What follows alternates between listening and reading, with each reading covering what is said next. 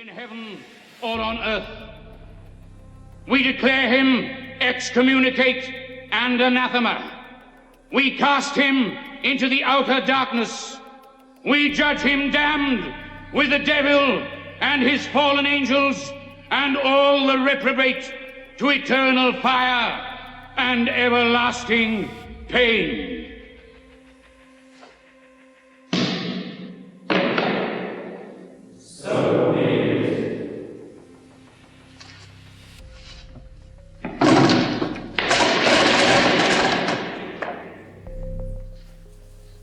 Muitos têm uma dificuldade imensa de aceitar a existência do inferno como algo justo, especialmente muitos católicos. Parece existir uma tensão entre a misericórdia e a bondade de Deus e a existência do castigo eterno do inferno. Aqui eu tentarei dar algumas explicações e fazer uma reconciliação, especialmente em resposta a alguns comentários nos meus 2 últimos vídeos. Eu gostaria de fazer um esclarecimento. Eu não sou uma autoridade a respeito de fé e moral em nada. Muito pelo contrário, eu gostaria de recomendar que vocês desconfiem de influenciadores na internet, especialmente quando se trata de chamar algo de pecado mortal. Eu fiz aquele vídeo sobre a curiosidade, e eu gostaria de deixar muito claro que a minha intenção de jeito nenhum era de afirmar que isso seria um pecado mortal, e aliás, pelo contrário, eu digo que a maioria das pessoas em qualquer posição de ensino deveriam ter muito cuidado ao chamar algo de pecado mortal. Deve ser feito com muita deliberação qualquer acusação desse tipo. E uma segunda recomendação que eu devo fazer é que, se você é escrupuloso ou é tentado ao desespero, evite assistir conteúdos que você sabe que vão te induzir a isso. Não estou dizendo que você deve se restringir de estudar a fé e os seus elementos que tratam do inferno e da condenação, mas se conteúdos assim, que você não precisa aprender mais sobre o que você já sabe, e isso te deixa mal, é bom você tentar reconciliar isso de algum outro modo.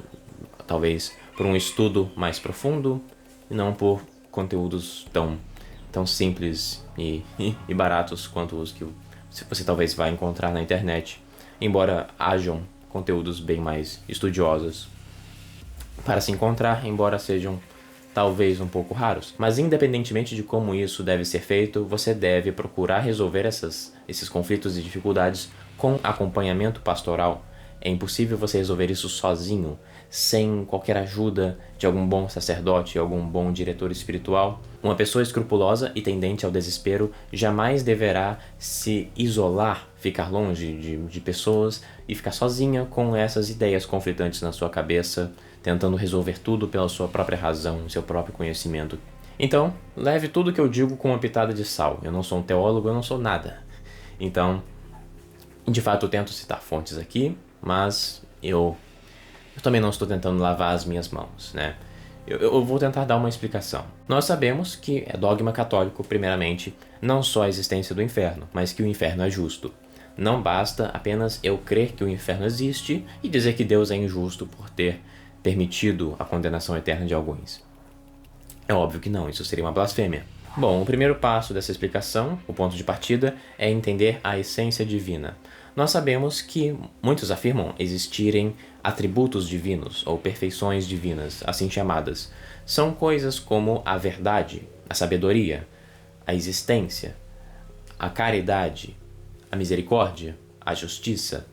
Todos esses atributos, essas universais, essas perfeições, não são coisas que Deus possui. A teologia católica vai dizer que esses atributos divinos se confundem com a essência divina. Isso significa o quê? Que eles são Deus. Ou seja, Deus não tem a verdade, Deus é a verdade. Deus não possui amor, Ele é o amor. Ele não possui justiça, Ele é a justiça. Ele não possui a misericórdia, Ele é a misericórdia. Mas também a doutrina católica é que Deus é simples e que Deus não possui composições. Mas essas coisas, esses diferentes atributos, parecem ser diferentes. Mas na verdade eles não são. Eles são a mesma coisa. Eles são a essência divina. Se eles são a essência divina, eles apenas têm uma diferença ilusória. Ou seja, a justiça parece diferente da misericórdia, mas no final, na realidade, elas são a mesma coisa, porque elas são Deus. Então Deus é único, Deus é uno. Então, eu não posso dizer que a misericórdia seja distinta realmente da justiça. Elas apenas são distintas por aparência, mas não são diferentes realmente. Então, nós vamos dizer que existe uma diferença ilusória entre cada uma das perfeições divinas, mas no final, na realidade, elas são coisas iguais, são a mesma coisa, que são Deus. Portanto, amor, a existência, a justiça, a misericórdia, a verdade, são todas a mesma coisa, uma única coisa que nós chamamos de Deus.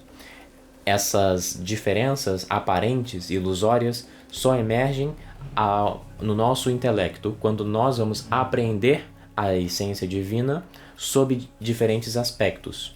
Mas esses aspectos só são diferentes na nossa percepção da essência divina. Então, por uma analogia que eu vou fazer, é como se nós estivéssemos olhando para Deus de uma direção, e dessa direção nós conseguimos ver a sua misericórdia. E olhando Deus de um outro canto, de um outro ângulo, nós vemos que Ele é justo, que ele é a justiça. E de um outro ângulo nós percebemos que Deus é a própria existência. Nós também cremos que o pecado não existe. O pecado acontece. O pecado é cometido. Portanto, o pecado não tem substância, porque se ele tivesse, ele precisaria ter sido criado por Deus. Portanto, nós dizemos que o pecado é uma privação e não uma entidade. O pecado, portanto, não existe. Ele é feito, ele é cometido, ele é praticado, mas ele não é existente, porque Deus não o criou. Todas as coisas, propriamente ditas, que existem, só existem porque Deus as criou. Então o pecado não existe, ele não tem existência, ele não tem natureza própria, ele é apenas uma privação. E outro aspecto que nós apreendemos a respeito do pecado é que o pecado é uma violação não de uma lei divina que foi como que criada por Deus. A lei divina, como nós a chamamos, não se trata de um código de regras que Deus inventou. Deus não criou a lei moral. A moral é o que emana da própria natureza divina, porque Deus é o próprio bem. Deus é a própria justiça, a própria misericórdia.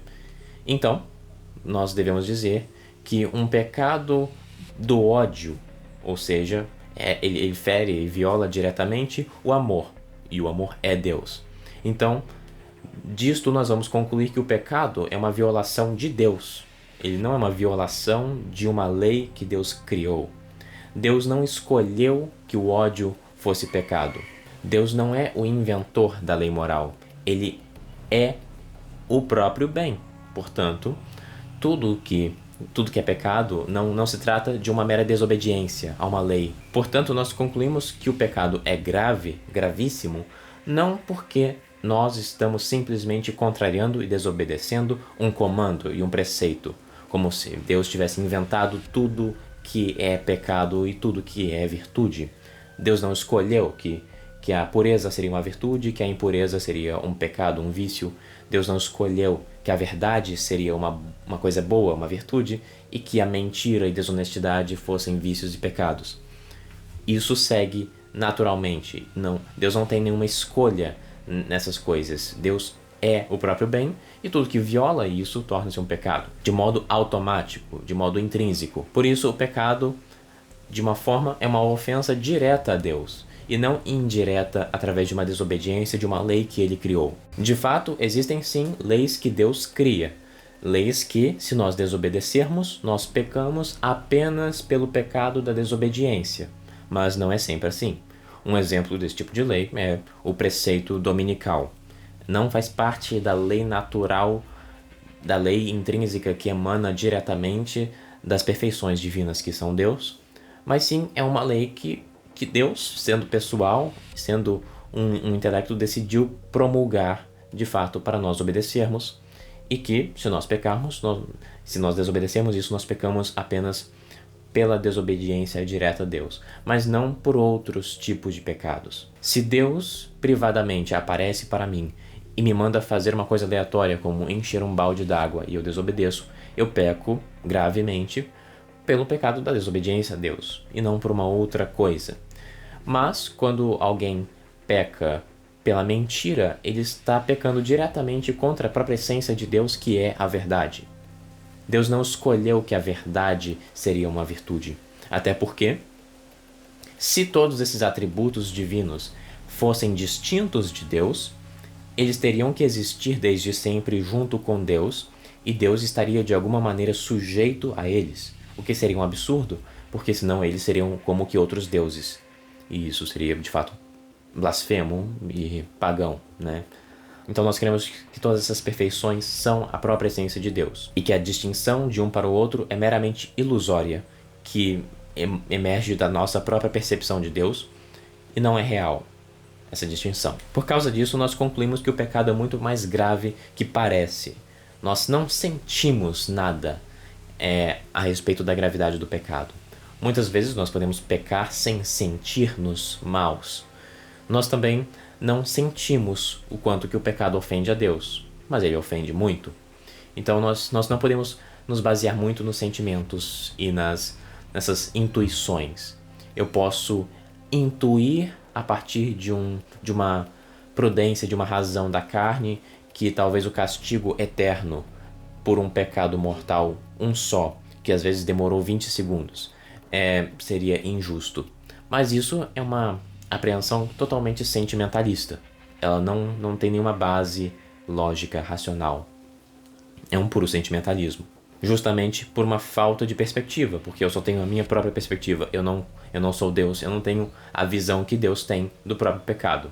Então eu não posso dizer como que o pecado é para Deus. Nós entendemos que Deus é o sumo bem e que ele é, de certo modo, infinito na sua bondade. E que, portanto, o pecado possui uma gravidade infinita, o pecado mortal. Por isso, é sempre muito lógico entender que a culpa pelo pecado mortal é infinita também. Porque a culpa vai ser medida pela dignidade da vítima que é ofendida. E Deus tem a dignidade absoluta, infinita, divina. Então, o pecado é gravíssimo com o maior aumentativo possível. Ou seja, ele possui uma pena eterna. Ao pecarmos mortalmente, nós incorremos na pena eterna. Mas uma pessoa poderia objetar. Bom, uma coisa pode ser intensa pela sua duração ou pela sua qualidade. Por que Deus não poderia castigar os condenados com uma dor que é infinita em grau, mas que não é infinita em duração? Ou seja, Deus poderia castigar os condenados com uma dor tão terrível, infinitamente terrível, mas que dure um só segundo. E depois disso, eles são deixados sem penas para a eternidade. Bom, nós sabemos que o ser humano não é um ser infinito, ele não tem uma capacidade de experienciar uma dor infinita. Só Deus, tecnicamente, seria capaz disso, mas Deus não sofre, Deus é impassível, mas só Deus é um ser infinito nesse sentido. Nós somos seres temporais finitos, não no sentido que nós vamos acabar, mas nós temos limitações, nós não conseguimos sentir nada no grau da infinitude, isso não é metafisicamente possível. Então Deus não poderia infringir na minha alma uma dor infinita por um instante e, portanto, suprir toda a justiça que me é devida pelos meus pecados. Isso não seria possível. O segundo aspecto, que é essencial para entender a justiça do inferno eterno, é o fato de que a morte se configura numa mudança metafísica essencial que nós frequentemente não entendemos. O que é a morte? A morte é a separação do corpo e da alma. Mas ela não é só isso. A morte tem um efeito na alma de nos confirmar na nossa vontade e estado de alma diante de Deus que estava vigente na hora da morte. Então, se eu morro amigo de Deus, eu vou ser amigo de Deus para sempre, e se eu morro inimigo de Deus, serei inimigo de Deus para sempre. Isto se dá porque Deus existe num plano totalmente diferente do nosso, que se chama eternidade. A eternidade é simplesmente a ausência de qualquer mudança. O tempo é o contrário. O tempo é medido pela mudança. Aqui, nesta vida, todas as coisas mudam, nossas vontades podem mudar. Na eternidade, não. Deus não pode mudar, Deus é imutável. Deus existe por excelência na eternidade, porque Deus é imutável. Eu poderia até dizer, supor, isso aqui é uma teoria minha, que a eternidade emana do fato de Deus ser imutável. O tempo foi criado, o tempo começou. E nós existimos no tempo, mas nós vamos passar do tempo para a eternidade.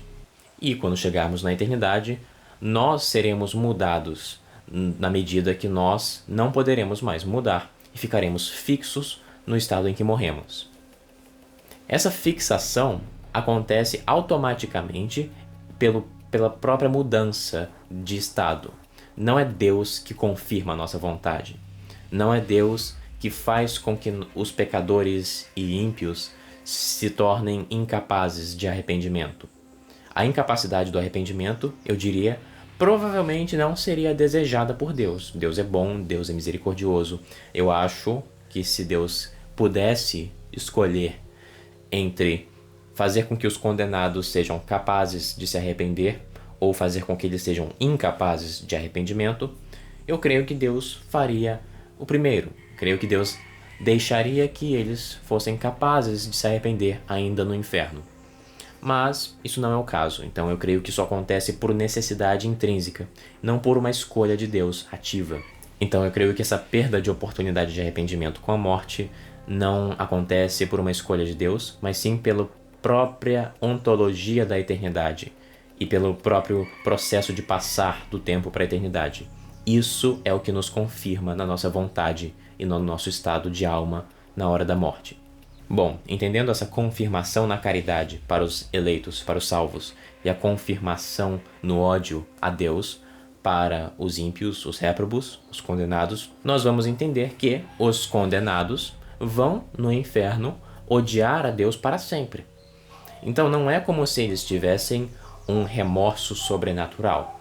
Eles possuem um remorso de terem sido condenados, das penas que estão sofrendo, mas não de terem ofendido a Deus. É semelhante a algum bandido criminoso, um criminoso hediondo, um homicida que foi preso e durante o seu julgamento fica chorando, não necessariamente porque ele se arrepende do que fez por uma razão sobrenatural ou por sequer uma razão moral, mas sim porque ele foi pego e ele não queria ter sido pego, então ele chora de remorso por si mesmo, não por qualquer outra razão, não por uma razão salutar. De mesmo modo, o remorso sentido pelos condenados não é de um arrependimento sobrenatural de seus pecados por terem ofendido a Deus, não é nem atrição nem contrição, é simplesmente um remorso de estarem sofrendo as penas que estão sofrendo, mas no final das contas eles continuam odiando a Deus. E eles não odeiam a Deus simplesmente porque Deus está permitindo esse castigo eterno do inferno, e sim, eles odeiam a Deus justamente pelo mesmo motivo que eles odiavam a Deus na hora que morreram.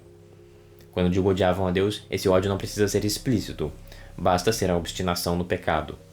Aquela sensação, como se a pessoa dissesse para Deus: Deus, eu sei o que você quer, mas eu não quero o que você quer, eu quero o que eu quero. Esse é o estado da obstinação no pecado mortal. Você não precisa necessariamente dizer que você odeia a Deus. Você pode, basta que você saiba a vontade de Deus, saiba que o pecado ofende a Deus, e você quer Ele mesmo assim. Esta é a essência do pecado mortal. Virar-se para Deus e dizer: Deus, eu sei que isso te ofende, eu sei que isso te magoa, eu sei que isso viola a sua própria essência, mas eu não ligo, eu quero isso mesmo assim. Isso é o pecado mortal. Nesse sentido, quem morre nesse estado vai ficar assim para sempre. Então, a justiça das penas eternas do inferno acontece também nessa segunda camada, não só porque a pena, a culpa em si, é infinita por ter ofendido a Deus, que é o bem, o próprio bem, o sumo bem, mas também justamente porque a pessoa que está no inferno não é mais capaz de se arrepender. Ela vai continuar eternamente como estava na hora da morte. Isso não é culpa de Deus, não é Deus que escolhe que ela não conseguirá mais se arrepender, é um processo automático da própria passagem do estado de tempo para a eternidade. Portanto, as almas assim estão sendo punidas justamente porque elas odeiam a Deus, e elas odeiam a Deus enquanto estão sendo punidas e vão odiar a Deus para sempre, de modo que as vontades delas não querem se arrepender. Elas nunca vão se arrepender, nunca vão amar a Deus, nunca vão querer pedir desculpas, ainda que fosse para parar de serem castigadas, porque tais desculpas nunca seriam sinceras. Agora, a respeito do número dos que se salvam, eu creio que pensar nisso não é muito útil, porque as palavras de Nosso Senhor, de que a porta é estreita, e as suas palavras a respeito de que muitos tentam, mas poucos conseguirão entrar, Isso pode se referir em vários sentidos. Você pode crer que poucos ainda pode ser a maioria da população? Não sei. Porque talvez para Deus apenas uma alma condenada já seria demais. Claro que Deus não se diverte com a destruição dos ímpios. Isso está escrito quase palavra por palavra na Sagrada Escritura. Talvez Deus considere que 2 almas condenadas já seria demais, já seria muitos, e que, portanto, consequentemente, 1 bilhão de salvos seria poucos. Você pode interpretar essa passagem desse jeito. Não sei se seria muito útil. Eu não sei, talvez eu pessoalmente creia que provavelmente a maioria se condene mesmo, eu não sei. Mas você não precisa acreditar que a maioria vai se condenar, ou até que a vasta maioria vai se condenar. Mas no final das contas isso não importa, porque você continua sendo livre. Todos são livres para escolher o que irão fazer de suas vontades. O verdadeiro número dos eleitos e dos réprobos, no final das contas, não importa para nós agora, porque o que importa para nós agora é a nossa própria salvação, que de algum modo, ainda você crendo na predestinação católica, você deve entender que isso não significa um fatalismo e que, portanto, não é como se o seu livre-arbítrio fosse apagado. Aquilo que Deus conhece a respeito do futuro não é a mesma coisa do que Deus está causando no presente. O desespero e a sensação de desespero é realmente uma das piores coisas. Nós devemos simplesmente crer na misericórdia de Deus, porque falar do inferno sempre deve nos levar para a misericórdia. E aqui eu repito o conselho: se você for escrupuloso ou tiver tentações para o desespero, evite assistir vídeos, ler conteúdos a respeito do inferno de modo explícito, de modo muito crasso, uma pregação de fogo e enxofre. Tente evitar essas coisas. Você conhece o inferno, você não crê em nenhuma heresia, você sabe que o inferno é justo. Não caia no desespero, portanto. Aliás, e ainda que você creia firmemente na doutrina da predestinação segundo Santo Tomás de Aquino, você deve entender que toda predestinação possui os sinais de eleição. Se você é católico, você já deve automaticamente ter muito mais esperança. Agora, para os acatólicos, é evidente, eu mesmo, ao me converter, já tive muitas dificuldades a respeito de pensar sobre a salvação da minha família e ver que muitas vezes as orações que eu estou fazendo por eles parecem não estar funcionando. Mas, é claro, existe o grande exemplo de Santa Mônica, que perseverou na oração pela conversão de Santo Agostinho por décadas. Uma oração pode não ter uma eficácia imediata, não é assim que nós devemos orar. Mas esse não deixa de ser um tópico difícil, e é necessário nós mantermos uma postura humilde, de imaginar que, sim, parece existir uma grande tensão entre a bondade de Deus e a existência do inferno, mas essa tensão não é real, ela é meramente percebida, ela é aparente e ilusória que existe nos nossos intelectos, mas nós não devemos deixar que isso afete a nossa fé verdadeira de que Deus é bom, é justo, é misericordioso, e na verdade não, pelo contrário, Ele é a própria bondade, a própria justiça e a própria misericórdia. E nós precisamos crer também que o pecado ofende Ele gravemente justamente por causa disso. Nós não estamos desobedecendo uma lei que Ele ditou. Deus não é um ditador de regras. Deus é a própria bondade, a qual toda a iniquidade fere diretamente. Mas também, em virtude do estado da alma que nós conhecemos, nós também não podemos acreditar que uma alma, ao ser condenada ao inferno, ao parar lá, vai estar surpresa de algum modo por estar condenada. Todas as pessoas que estão condenadas agora não se surpreenderam de qualquer modo por estar lá. Todas reconhecem que estão merecendo o inferno. Portanto, se uma pessoa não é católica e, de algum modo, vive uma vida de virtude, evita o mal, arrepende-se incondicionalmente dos seus pecados, mesmo que ela não os reconheça pela palavra pecado, ela pode se salvar desde que não tenha culpa própria de ignorar ou rejeitar o catolicismo. Esta é a ignorância invencível. Agora, eu não posso canonizar pessoas com a ignorância invencível. A ignorância invencível é simplesmente a inocência de não ser católico. Isso não significa que ela retroativamente perdoe todos os outros pecados. Portanto, é necessário para salvar-se que uma pessoa com ignorância invencível também tente viver uma vida de virtude segundo a lei natural, evitando o pecado e praticando as virtudes, se arrependendo do seu mal que cometeu. Mas não é tão difícil nós conhecermos pessoas assim, por isso faz sentido guardarmos a esperança para elas, sem deixar de rezar pela sua conversão, porque a salvação pela via ordinária sacramental é claramente a querida por Deus, a desejada por Deus ativamente, que garante as maiores chances. Mas nós cremos na graça e não em chances e probabilidades. Chances e probabilidades são expressões muito mais compatíveis com uma visão pelagiana da salvação, a qual nós devemos, por obrigação católica, rejeitar. E sim, muitas vezes muitos, quando parecemos perdidos nos vícios e nos pecados, podemos nos desesperar justamente porque às vezes parece que nós perdemos nossa liberdade, ou que estamos como que predestinados ao inferno, ou parece que a porta estreita realmente é muito estreita e que provavelmente nós não conseguiremos passar. É necessário ter um ato de fé justamente na graça, porque se parece que nós não podemos nos salvar, é porque é verdade. Isso está certíssimo, nós não podemos nos salvar. Isso é a heresia condenada do pelagianismo. Nós não conseguimos salvar a nós mesmos, nós precisamos da graça de Deus. Então, devemos sempre pedi-la. Pedi e recebereis, diz o Espírito Santo na Sagrada Escritura.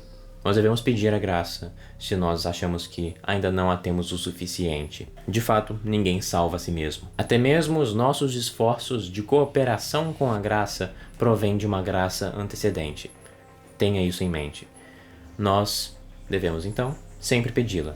Até o fato de pedirmos a graça já é uma graça. Nós devemos nunca nos dissociar do entendimento verdadeiro da graça, que muitos católicos acabam esquecendo nos dias de hoje, especialmente os tradicionais. Muitos católicos tradicionais acabam caindo no pelagianismo muito facilmente. E por causa disso caem no desespero, às vezes até perdem a fé, justamente por ter essa visão de mundo pelagiana. Evitemos isso. Reconheçamos que nós não podemos, de qualquer modo, salvar a nós mesmos. É claro, nós nunca vamos nos salvar sem a presença de esforço, mas devemos saber que até a presença do nosso esforço próprio, que parece para nós próprio, é antecedente, proveniente de uma graça de Deus. Aquilo que nós chamamos de graça eficaz. Então, confiemos nela. Fiquem com Deus. Salve Maria.